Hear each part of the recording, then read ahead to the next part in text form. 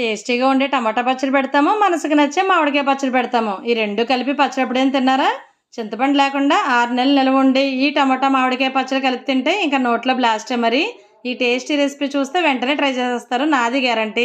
ఈ పచ్చడి కోసం దోరగా పండిన 1 కేజీ టమోటాలు, ఒక పెద్ద మామిడికాయ తీసుకుని శుభ్రంగా కడిగి తుడిచి ఆరిన తర్వాత ముక్కల్లా కట్ చేసుకుని స్టవ్ పైన బాండి పెట్టి 100 గ్రాముల వేరుశనగ నూనె వేసి కాగిన తర్వాత టమోటా ముక్కల్ని మామిడికాయ ముక్కల్ని వేసి బాగా కలిపేసి మూత పెట్టి మీడియం మంట పైన ఇలా మెత్తగా మగ్గనిచ్చి స్టవ్ ఆపేసి చల్లారనివ్వాలి.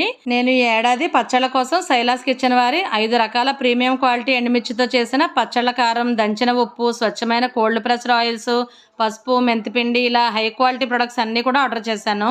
వీటితో పచ్చడి పెట్టడం వల్ల మన అమ్మమ్మల చేతి సాంప్రదాయ రుచితో పచ్చళ్ళు అమోఘంగా ఉన్నాయండి. చల్లారిన టమోటా మామిడికాయ పేస్ట్ ని మిక్సీ జార్లో వేసి 1/4 కప్పు కారం, 1/2 కప్పు దంచిన ఉప్పు, 1/2 స్పూన్ పసుపు వేసి మెత్తని పేస్ట్ లా గ్రైండ్ చేసుకోవాలి. తాలింపు కోసం బాండీలో 150 గ్రాముల వేరుశనగ నూనె పోసి కాగిన తర్వాత స్పూన్ ఆవాలు, 1/2 స్పూన్ ఇంగువ, 5-6 ఎండుమిర్చితో పాటు గుప్పెడు వెల్లుల్లి దంచి ఇప్పుడే వేసేయండి. నేను తర్వాత వేసాను. తాలింపు వేగాక గ్రైండ్ చేసుకున్న పచ్చడిని కూడా వేసి నూనె పైకి తేలేంత వరకు పచ్చడిని బాగా వేగనిచ్చి స్టవ్ ఆపేసి చల్లారిన తర్వాత వేయించిన ఆవపిండి, మెంతిపిండి 1 స్పూన్ చొప్పున వేసి కలిపేయడమే.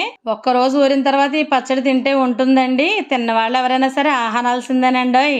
మన పచ్చళ్ళు ఇంత టేస్టీగా రావడానికి శైలాస్ కిచెన్ వాళ్ళ వెబ్సైట్లో కానీ, అమెజాన్లో కానీ, స్క్రీన్ పైన ఇచ్చిన వాట్సాప్ నెంబర్లో కానీ వెంటనే ఆర్డర్ చేసుకుని ఈ సమ్మర్ పికిల్స్ని ట్రెడిషనల్ టేస్ట్తో ఎంజాయ్ చేయండి.